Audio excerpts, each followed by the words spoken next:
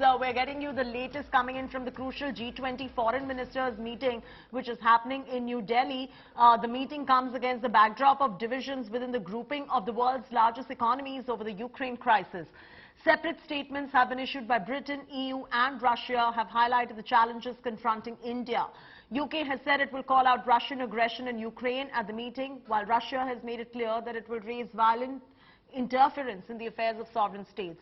Building a consensus on Russia-Ukraine war is going to be a big challenge for India.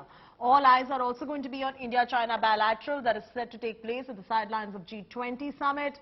Chinese foreign minister will be attending the G20 foreign ministers meeting in New Delhi. The bilateral with Jaishankar is likely to take place between 11:30 a.m. and 12:30 p.m. tomorrow. This is the first visit by a Chinese foreign minister to India since 2019. China की वार्ता को लेकर जैसे कि मैंने कहा कि ये अपेक्षित है कि विदेश मंत्री जी अपने जितने जो द्विपक्षीय अन्य मंत्रीगण हैं उनसे भेंट वार्ता करने की उनकी अपेक्षा है। उस भेंट वार्ता में मुद्दे क्या होंगे, किन विषयों पे चर्चा होगी, वो उस मीटिंग के बाद ही उपरांत ही आपके समक्ष लाया जाए तो ज़्यादा उचित रहेगा। Our Foreign Affairs Editor Geeta Mohan joins us, and Gaurav Sawant, also our Managing Editor, joins us on this broadcast. First to Geeta. Geeta, first I want to begin with the Russia-Ukraine conflict and how India stands, and finding common ground is going to be rather very diplomatically important for India, and how, what are you picking up from sources in terms of what India's stance is going to be as far as that's concerned? Well, India's stance is very clear when it comes to the Russia-Ukraine war. There is the support that India extends to Russia and has very important ties with Ukraine as also with the West. That is not going to change, but there are many challenges in the G20 that India is going to host. Now, we do know that the Indonesia-Bali document was a consensus document where Prime Minister Narendra Modi's quote saying that this is not an era of war was a part of that joint document, the outcome document.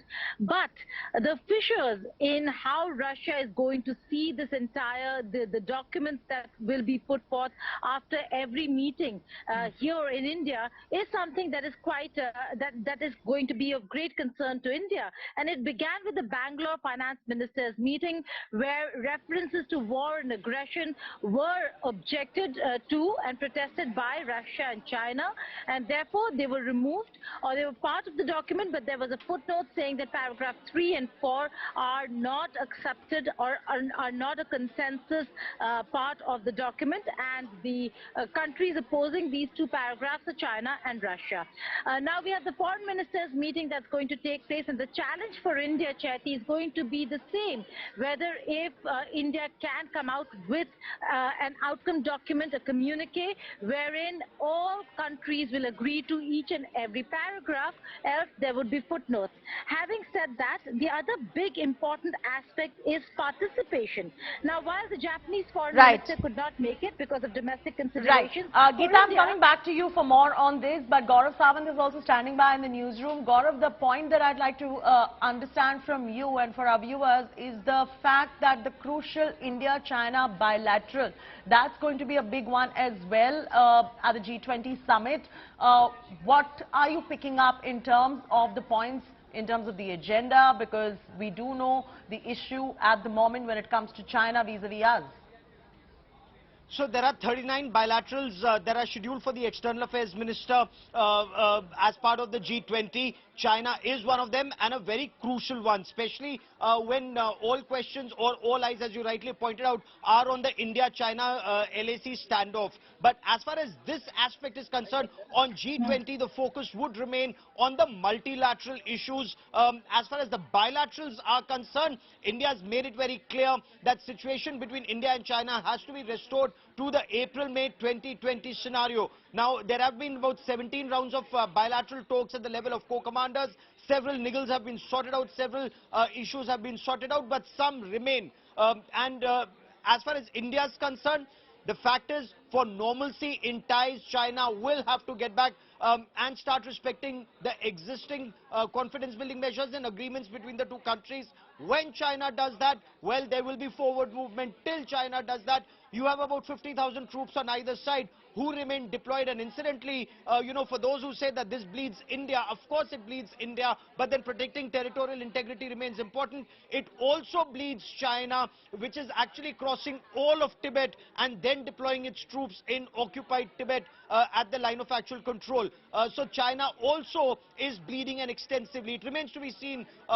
China, of course, has deeper pockets, but remains to be seen how long is China comfortable losing troops that it is along the line of actual control. All right, Gaurav, continue to be with us.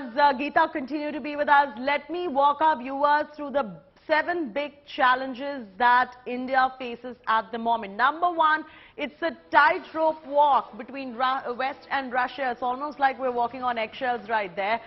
Stop Russia, China from escalating this particular face-off. That's challenge number 2 for India. Challenge number 3 for India is building consensus on the joint statement. What's the 4th challenge? Stopping Russia-Ukraine issue to polarize for the moment. Point number 5, bridging the North-South divide. That's going to be another challenge for India as well, and avoiding a rerun of Indonesian-type deadlock. That's the other challenge that India had. 7th, provide made in India solutions to all the world's problems too.